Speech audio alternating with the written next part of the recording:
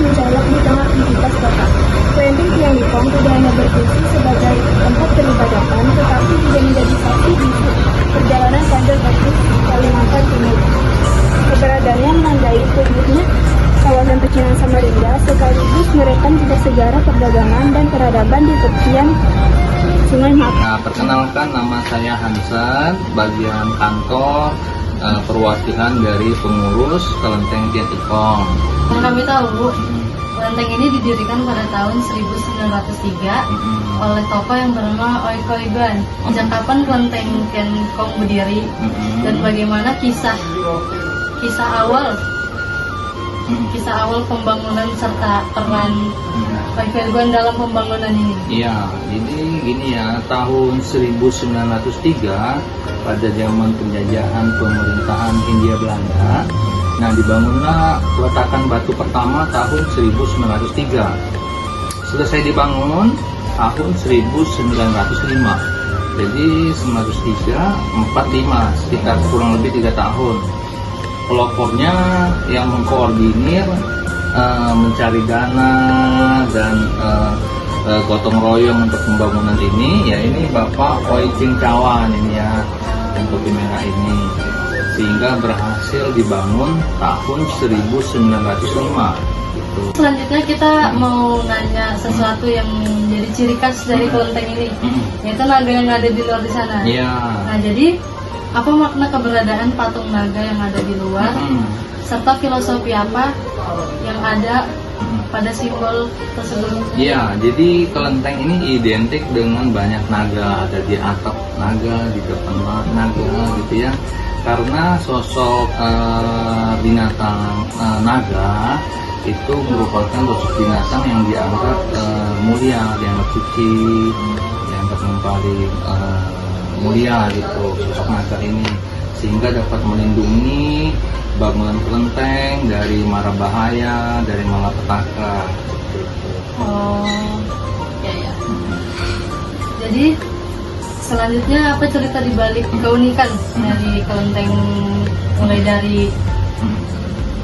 dari awal bangun rumah panggung tanpa pasak, terus pengeboman Jepang, pengeboman peristiwa penduduk Jepang. Apa keunikannya?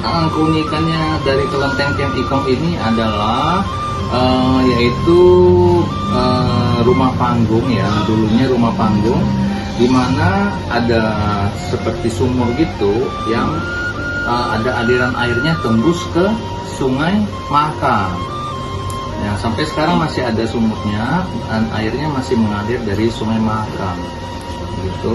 Kemudian daripada itu ada bukti bahwa bekas pengeboman Jepang, sehingga tiang pondasi kelenteng itu sedikit miring beberapa derajat ya, karena dulu di belakang sini ceritanya sempat dibom perekonomian seperti pabrik minyak oleh penjajahan Jepang gitu. Oke. Jadi ini pertanyaan terakhir. Bagaimana kelenteng Tiang Nikong bertahan melewati masa kolonial Belanda, penduduk Jepang, terus kemerdekaan Indonesia, serta perannya bagi kehidupan spiritual dan budaya masyarakat hingga saat ini? Iya, jadi pada saat awalnya dari penjajahan pemerintahan Hindia Belanda, kemudian penjajahan Jepang masuk sampai Indonesia merdeka. Nah, itu berkat persatuan dan kesatuan, berkat gotong royong, kekompakan dengan masyarakat, sehingga dapat melewati era-era tersebut sampai sekarang. Sampai sekarang juga kita melihat kelenteng ini sebagai salah satu destinasi pariwisata Kota Samarinda dan juga cagar budaya Kota Samarinda. Begitu banyak pengunjungnya dan kekeluargaan dengan masyarakat, dengan penduduk masyarakat Samarinda, kekompakannya terlihat sangat baik. Ya, makasih ya Bapak Hansen sudah menjawab. Sama-sama. Lebih dari 1 abad berdiri, kelenteng Tiang Nikong tetap menjaga demi sejarah di jantung kota Samarinda. Bangunan yang telah melewati berbagai zaman ini bukan hanya menjadi tempat ibadah tridharma, tapi juga sumber keturunan, keberagaman, dan warisan budaya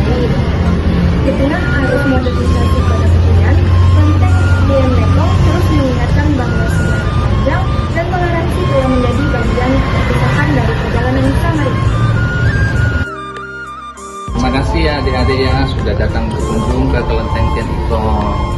Dadah. Dadah.